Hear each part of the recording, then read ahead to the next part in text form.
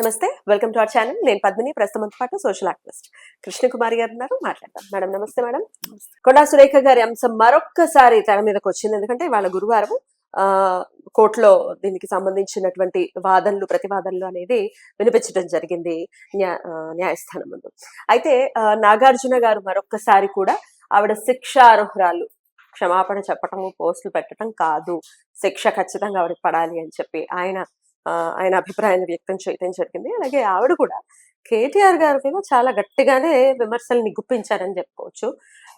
ఇటు మరొక్కసారి నాగార్జున గారి కుటుంబానికి మరొకసారి ఇంచుమించుగా క్షమాపణ చెప్పిన రీతిలోనే స్పందిస్తూ కేటీఆర్ చేసినటువంటి ట్రోలింగ్స్ ఏవైతే ఉన్నాయో, వ్యాఖ్యలు ఏవైతే ఉన్నాయో, వాటికి తీవ్ర మనస్తాపానికి గురైనటువంటి నేను అట్లా మాట్లాడాల్సి వచ్చేసింది, బై మిస్టేక్ అలా మాట్లాడాల్సి వచ్చింది అని చెప్పి.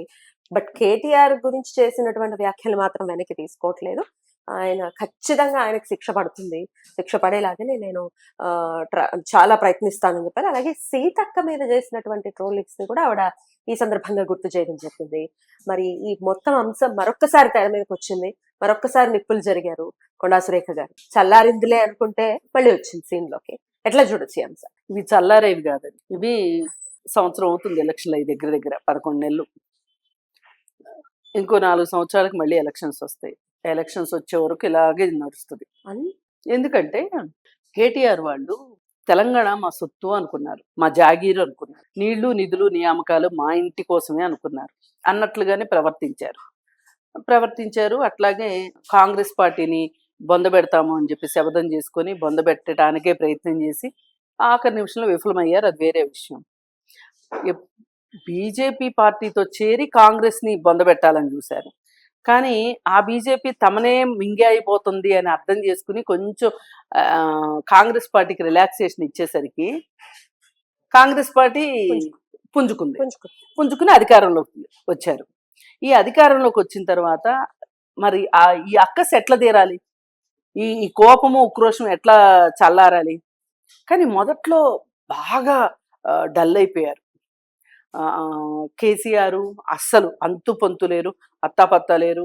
కేటీఆర్ కూడా అలా స్తబ్దుగా అయిపోతే హరీష్ రావే కొంచెం పైకి మాట్లాడడం మొదలెట్టారు. కానీ ఒకానొక సందర్భంలో బీజేపీ వాళ్ళు ఎప్పుడైతే ఈ గవర్నమెంట్ పడిపోద్ది అన్నారో, వాళ్ళ దగ్గర నుంచి డైలాగ్ తీసుకొని కేటీఆర్ కూడా ఇంకా ఉధృతంగా దాన్ని బయటికి తీసుకొచ్చారు. ఇది కూలిపోయే ప్రభుత్వం, ఈ వీళ్ళు చెప్పిన గ్యారంటీలు వీళ్ళు అమలు చేయలేరు, రేవంత్ రెడ్డి వల్ల అసలు కాదు, ఈ గవర్నమెంట్ కూలిపోద్ది అంటే సహజంగా అధికార మార్పిడి జరిగినప్పుడు కొంతమంది గోడలు దూకే వాళ్ళు ఉంటారు. అలాంటి వాళ్ళని చేర్చుకోవాలని చెప్పి రేవంత్ రెడ్డి మరి నిజంగానే తన ప్రభుత్వానికి ఏమన్నా ఇబ్బంది వస్తుందేమోనని వలసల్ని ప్రోత్సహించాడు. వాళ్ళు ఒకప్పుడు వలసల్ని ప్రోత్సహించి పార్టీలనే కొండ చెలువులు మింగినట్టు మింగేసిన వాళ్ళు ఇప్పుడు వలసల గురించి కొత్త భాషలు వక్ర భాషలు చెప్పడం మొదలెట్టారు. వాళ్ళకి మింగుడు పడట్లేదా అంటే వాళ్ళ పార్టీలోంచి వెళ్తున్నారు కదా, అది వాళ్ళకి మింగుడు పడట్లా.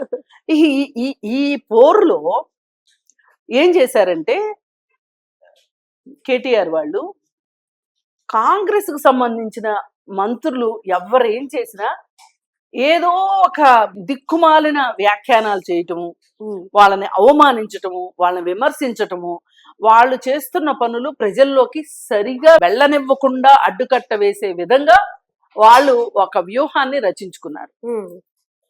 ఇప్పుడు సీతక్క గారి మీద దారుణమైన వ్యాఖ్యలు. ఇప్పుడు మొత్తం మంత్రివర్గంలో రేవంత్ రెడ్డి తరువాత ధాటిగా ధీటుగా పనిచేసే మనిషి, మాట్లాడే మనిషి, నిరాడంబరంగా ఉండే మనిషి సీతక్క. డెఫినెట్లీ. అయితే సీతక్కకి చాలా పబ్లిక్ ఇమేజ్ ఉంది, చాలా ప్రజాదరణ ఉంది. ఆమెకి ఇక్కడే కాదు, ఆంధ్రప్రదేశ్ లో అభిమానులు ఉన్నారు. దాన్ని అడిగితే ఆమె అప్పుడు రాహుల్ గాంధీతో కలిసి పాదయాత్ర చేస్తున్నప్పుడు రాహుల్ గాంధీ చాలా రోజుల పాటు మరి ప్రజాదరణ ఉంది కాబట్టే ఆవిడ్ని పక్కన పాదయాత్ర చేయించుకున్నారు. అయితే అలాంటి వాళ్ళు మాకు గిట్టరు, ఎందుకంటే వాళ్ళ వల్లే కదా మా అధికారం పోయింది అని. మనము నీళ్లు నియామకాలు మొత్తం మన ఇంటికి దారి మళ్ళించుకున్నామని తెలంగాణ ప్రజలకు కోపం వచ్చింది అనుకోవట్లే. వాళ్ళు బాగా పనిచేయడం వల్ల ఈ ఇబ్బంది వచ్చిందని ఫీల్ అయ్యి ఆవిడ మీద అవాకులు చవాకులు. సోషల్ మీడియా తీస్తే చాలు దరిద్రపు కొట్టు పోస్టులు.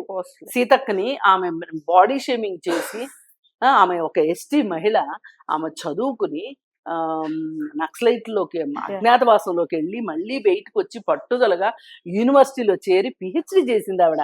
ఆ మామూలు విషయం కాదు, మామూలు విషయం కాదు. మామూలుగా ఇలాంటి షోకులు చేసుకుని తిరిగే షోకిల్లాలకైతే అయ్యే పని కాదు అది. కరెక్ట్.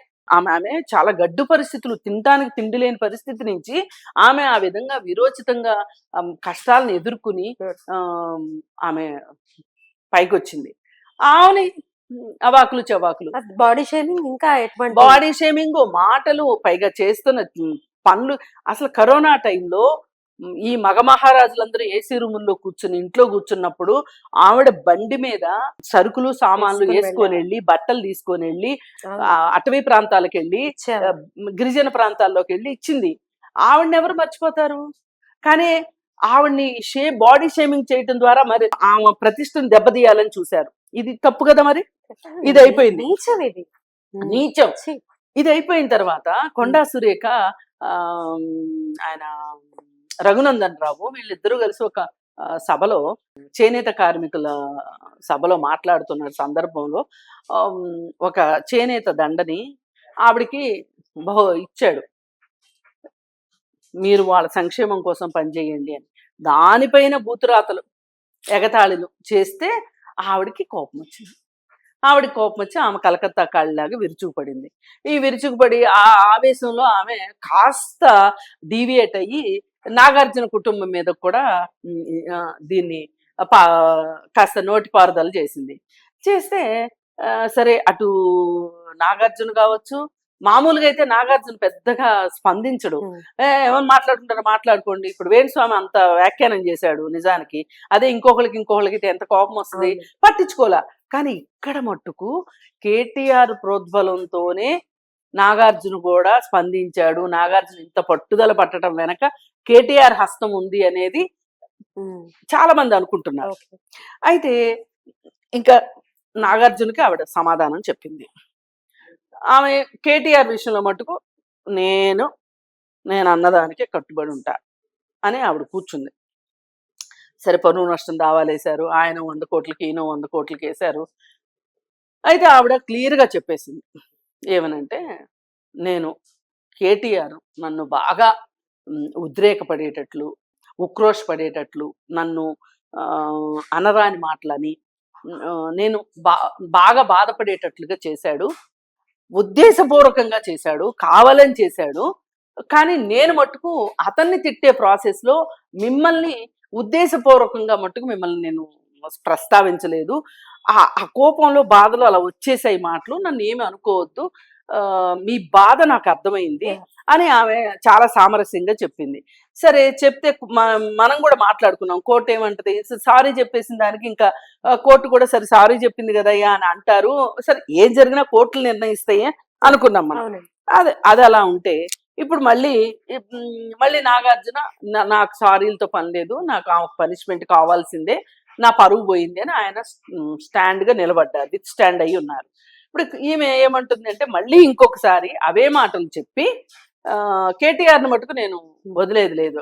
ఎందుకు ఇది కేవలం మాటలన్నందుకు కాదు, ఇలాంటి మాటలు ఎన్నోసార్లు ఎంతో మందిని భయంకరమైన మాటలు మాట్లాడాడు కేసీఆర్ మాట్లాడినన్ని మాటలు బహుశా వేరే ప్రతిపక్షాల మీద కావచ్చు, వేరే పార్టీ నాయకుల్ని కేసీఆర్ మాట్లాడినన్ని మాటలు రాజకీయాల్లో ఇంకెవ్వరూ మాట్లాడలా. వీళ్ళని చూసే కొంచెం బరి తెగించి బజార్ను పడ్డారు. కానీ ఆంధ్రాలో ఫస్ట్ మొదలెట్టింది ఈయనే. అసలు సోనియా గాంధీని ఏమని మాట్లాడాడు? మళ్ళీ సోనియా గాంధీకి ఇంటికి కుక్కని, పిల్లిని, కోడిని అన్నిటిని తీసుకొని వెళ్ళి ఫోటోలు దిగొచ్చాడు. సోనియా గాంధీని చాలా మాటలు అన్నాడు. సరే, ఏది ఏమైనప్పటికీ ఇప్పుడు యుద్ధం ఏంటంటే కేవలం ఇది మాత్రమే కాదు, రాజకీయ ఉద్దేశాలతోనే తెలంగాణలో ప్రతి చిన్నదానికి, అయిందానికి, కాందానికి రేవంత్ రెడ్డి మంచిగా పనులు చేస్తున్నాడు అనే మాట మిగలనివ్వకూడదు. కాంగ్రెస్ వాళ్ళందరూ ఐక్యంగా ఉండి పనిచేసుకుంటున్నారు, వాళ్ళు ఇచ్చిన వాగ్దానాలు నెరవేర్చడానికి శతవిధాల ప్రయత్నం చేస్తున్నారు అనే దానికి అనేది ప్రజల్లోకి వెళ్లకుండా చెయ్యాలి అనే విషయంలో వాళ్ళ పార్టీని బాగు చేసుకోవడము, ప్రజలకు సేవ చేయటము పక్కన పెట్టి వీళ్ళని పని చేయకుండా చేయడంలో కేటీఆర్ ముందంజలో ఉన్నాడు, ముందడుగు వేస్తున్నాడు అనమాట. ఆ విషయానికి ఏంటంటే వీళ్ళు ఒకప్పుడు భూసేకరణ చేసిన వాళ్ళే, ఇప్పుడు భూసేకరణ చేయనివ్వట్లేదు. వాళ్ళు చేసినాయే వీళ్ళు కూడా చేస్తున్నారు, కానీ చేయటానికి వీలు లేదు అంటున్నారు. ఇంకా మాటల యుద్ధం ఎవరికి, రేవంత్ రెడ్డికిను కేటీఆర్కి, కేసీఆర్కి. అసలు ఒకానొక సందర్భంలో ఏమనిపిస్తుందంటే అసలు రేవంత్ రెడ్డి ఏమన్నా వ్యూహం తిప్పి కొడుతుందా అనిపిస్తుంది. ఎక్కువ పదే పదే కేటీఆర్ అనడంతో ఇది ఏమైనా కాంగ్రెస్ పార్టీకి నష్టం కలిగిస్తుందా అనిపించేలాగా ఉంది. అందుకని ఏది ఏమైనప్పటికీ ఈ వ్యాఖ్యానాల వెనక రాజకీయ కారణాలు కూడా ఉన్నాయి. కేవలం ఈ వ్యాఖ్యలుగా చూడటానికి వీల్లేదు. ఈ వ్యాఖ్యల వెనుక రాజకీయ ప్రాతిపదికలు ఉన్నాయి, రాజకీయ ఎత్తుగడలు ఉన్నాయి. కాబట్టి మీరు గవర్నమెంట్ పడిపోద్దని ఇప్పుడు భూసేకరణలు చేయనీయకోకుండా, అలాగే ఇంకొక పని ప్రతిదానికి మొండికాలు అడ్డం పెట్టి తొండాట ఆడుతూ ఉంటే గనక ఈ రాష్ట్రం ఏమైపోతుంది? మీకోసమా ఈ రాష్ట్రం ఉన్నది? ఈ రాష్ట్ర ప్రజలు ఉన్నది మీకోసమా? ఇప్పుడు రేపొద్దున మీరు భవిష్యత్ తరాల్లో దోషులుగా మిగిలిపోతారు. ఆవేళ వాళ్ళ పనులు చేయిస్తుంటే ఇప్పుడు కాంగ్రెస్ వాళ్ళు ఎంత సహకరించారు ఈ 10 ఏళ్లలో? వాళ్ళు ఏ రోజైనా భూసేకరణ సరిగా చేయమని అడిగారు తప్పితే అసలు భూసేకరణే వద్దు అనలా. ఇప్పుడు మూసీ ప్రక్షాళన ఉంది, అది నిజానికి మంచి ప్రాజెక్టే. కాకపోతే మనం అడగాల్సింది ఏంటి? మూసీ ప్రక్షాళన చేస్తూ మీరు చెయ్యాల్సింది ఏంటి అంటే పునరావాసం గురించి ముందే ప్లానింగ్ చేసుకోండి, ఆ ప్రజల్ని ఎడ్యుకేట్ చెయ్యండి అని చెప్పాలి సరైన నాయకులైతే. అది చెప్పుకోకుండా నేను అడ్డం పడుకుంటా, బుల్డోజర్లకు అడ్డం పడుకుంటా, అది చేస్తా ఇది చేస్తా అని మాట్లాడుతున్నాడు. అందుకని ఇది ఒక